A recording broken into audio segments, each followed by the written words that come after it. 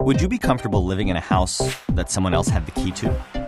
What if an underground tunnel led into it from a public park, where its windows could never quite close all the way? Would you trust it with your safety and your privacy? The internet is that house. This is not to say never go into the house, but rather you should know the hazards before you store all of your valuables there, and do what you can to protect them.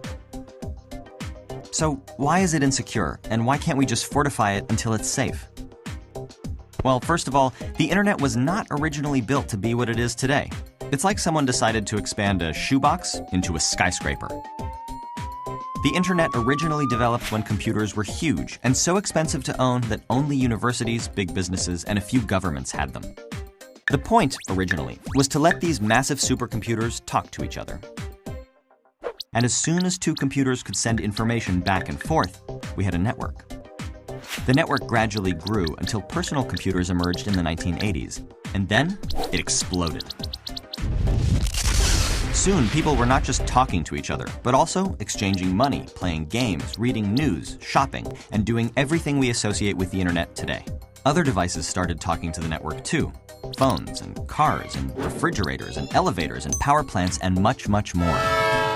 But the ease of all those devices talking to each other came at a price: security. One computer could send another instructions to delete everything on it or take it over. We call these viruses and malware. Or one person could steal another's identity by guessing, cracking, or extracting a password. Vulnerabilities such as these will never completely go away because they're built into the internet's very architecture. Criminals use them to steal billions of dollars, governments use them for surveillance, and hacktivists use them to further their political goals. Between 2004 and 2013, over 1 billion records of personal information were stolen or leaked through data breaches of major organizations. As a thought experiment, let's imagine what a perfectly secure internet might look like. Users would not be allowed to download or install anything onto their computers. All internet traffic would be monitored and regulated by bots and humans, massively limiting the number of websites you could visit. In order to log on to a website, you'd have to type in a 100-character password, submit a genetic sample, and whistle a tune.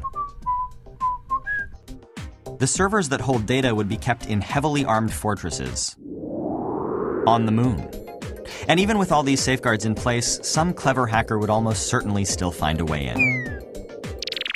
The good news is, even with our flawed internet, there are simple things you can do to protect yourself. And there are a lot of people committed to making the internet more secure. In Nova's Cybersecurity Lab, you'll play as one of these people, protecting a company that's the target of increasingly sophisticated cyber attacks. You must continuously strengthen your defenses to thwart these attackers. You'll do this by completing challenges that will give you basic coding abilities, help you spot scams designed to trick you into giving up your secrets, and teach you how passwords are cracked and strengthened.